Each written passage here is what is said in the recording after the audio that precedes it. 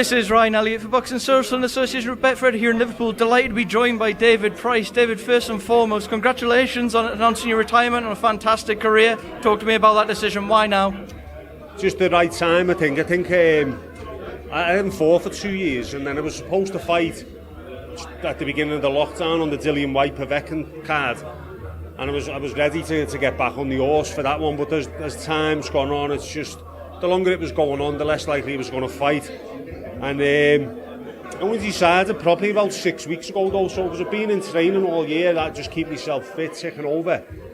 And then I expected a call for this show, and I got one. And when I got one, I was in the gym, struggling to recover from training sessions like I used to, and just thought to myself, is it worth doing it when I'm feeling like shit? And I felt like that for years anyway, during training camps, because that's the life of a fighter. But I'm not willing to do that anymore. I'm not willing to put myself through it anymore, and I think it's the right time to do it. So that's that. On to the next thing now. That said, you said there, the recovery wasn't perhaps the same, and you're wondering if it was worth it. Are you completely at peace with the fact you'll never get back in a boxing ring now? Yeah, completely. Fucking made up, to be honest. Made up, I don't have to fight again.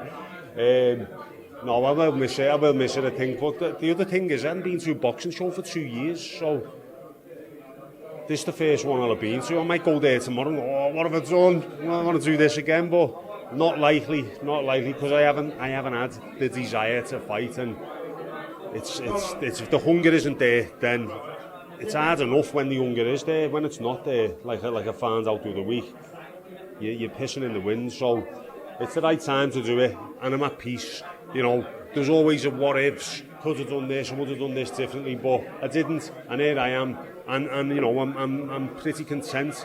I'm pretty content with the outcome of my career.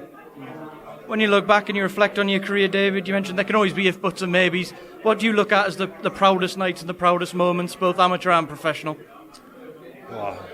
Look, there's so many. To achieve so much as an amateur. Won an Olympic bronze medal, it was great. But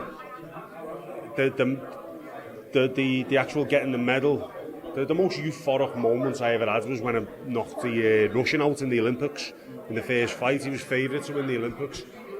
I'll never be beaten for the buzz I got off that fight, and it was difficult to come down off the eye and get going again.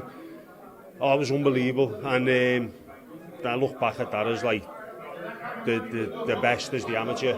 In the pros, the big wins in the pros were the early wins, the early round, the early knockouts, first round jobs. The Audley Harrison fight at the Echo Arena, walked out to a sold out arena, everyone singing "You'll Never Walk Alone." Got the job done inside 80 odd seconds or something, and I was on top of the world. I was flying. I was on top of the world. I was the next big thing, and even though I didn't go on to become the big thing, for a while I was the next big thing, and even that experience in itself was a fucking great experience to be riding that wave type of thing. So loads of big moments. Even in the later end of my career, the win against Dave Allen was a satisfying win. It was a performance that, and good performance, a satisfying win. Shut a lot of people up, and I can look back with pride a lot of times. Yeah. You mentioned there you'll look back with pride of a fantastic career, both professional and amateur. Perhaps not what people would have expected. Some people, you make Tony Bellew were tipping you to go and take the Klitschko throne. Are you leaving with no regrets though? Well, we'll always have regrets, but you only regret them when you think about them. So my intention is not to think about it too much. But there are times when you will sit and your mind will start ticking, and you will have regrets. But I haven't felt like that since I watched the Olympics in the summer.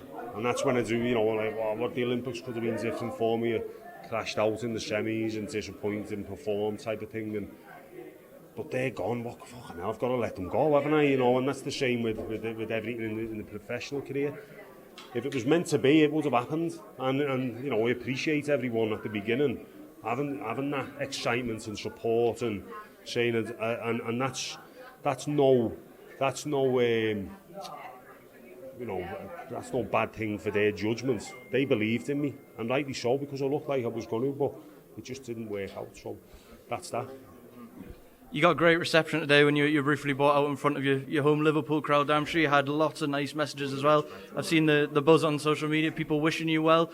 Did it really sink in when you put it out there and all these messages started coming in and all these people cheering you on today? Yeah, because look, I keep myself low-key anyway on the social media side of things, and I keep me private, and even when I was boxing, I didn't use that tool as much as I should have, because I'm a quiet man really. I keep myself to myself, but so the last 2 years have been really low-key, because I've been out of the sport and public eye and things like that. And then when it's gone back out there, it's made me realise again how many supporters and well-wishers I had, and the response has been nice. And yeah, it's been pretty humbling, to be honest. And they got me up there before, I weren't expecting that, and I didn't want to go out there because I got a bit embarrassed. But it was nice little bit of show of appreciation, and I appreciate that. Touch on why we are here, David. We've got a big fight for Liverpool this weekend. Liam Smith and Smith-Fowler. Seen a bit of drama there, a few scuffles, trainers involved, scales and all sorts. What did you see from it? What did you take from what we just saw?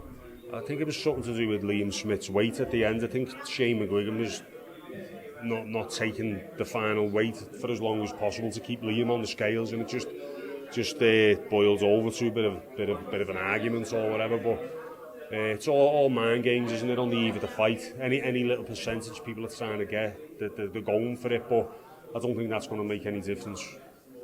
What kind of a fight are you expecting tomorrow night? Huge night for Liverpool, a lot more than just potential huge fights awaiting the winner. This is about pride of a city as well. What do you think we can expect to see? It's going to be a battle. It's going to be a to and from battle. It's going to be given and taken from both sides. And it's a bit of a cliche, but it may come down to who wants it more on the night. And both of them really want it. But you know, it's great for the city. It's captured the city's imagination. Someone just said he could have sold 20,000 tickets for this fight. That's unbelievable. But you've got to remember, Liam Smith is a former world champion. Smith-Fowler's a former Olympian. As far as local derbies go, this may be the highest quality one that we'll have seen for a long time. And it won't disappoint. You know, two quality boxers. I can't wait. So a couple more from me, David. Big night for the heavyweight division on Saturday night. Tyson Fury going into his trilogy with Deontay Wilder. Do you think Deontay Wilder could do anything differently to prevent a repeat result of what we saw last time? If he can land the right hand, then you know anyone who gets punched by Deontay Wilder with that right hand is in trouble. Tyson Fury knows it because of what happened in the first fight. But if that's all he's going to be looking for, then Tyson Fury's not the type of boxer who makes the same mistake twice, which he showed in the second fight. Can Deontay Wilder, has he got more dimensions to his game? I'm not sure. He hasn't showed it over the years, although who am I to say that the man's a world champion? But from an observational point of view, I do not think he's going to be able to do anything different to change the result. And last one, we saw Anthony Joshua lose his unified heavyweight championship to Alexander Usyk. We have had confirmation that they're going to work on the rematch, and that will be next. How do you see the rematch playing out? Do you think it can be a different outcome this time? It's difficult for me to say it will be, because I just think Usyk is AJ's bogeyman, to be honest. That style he's going to struggle with every night of the week. He's a reactive fighter, Anthony Joshua. He reacts to feints, he reacts to movements, twitching.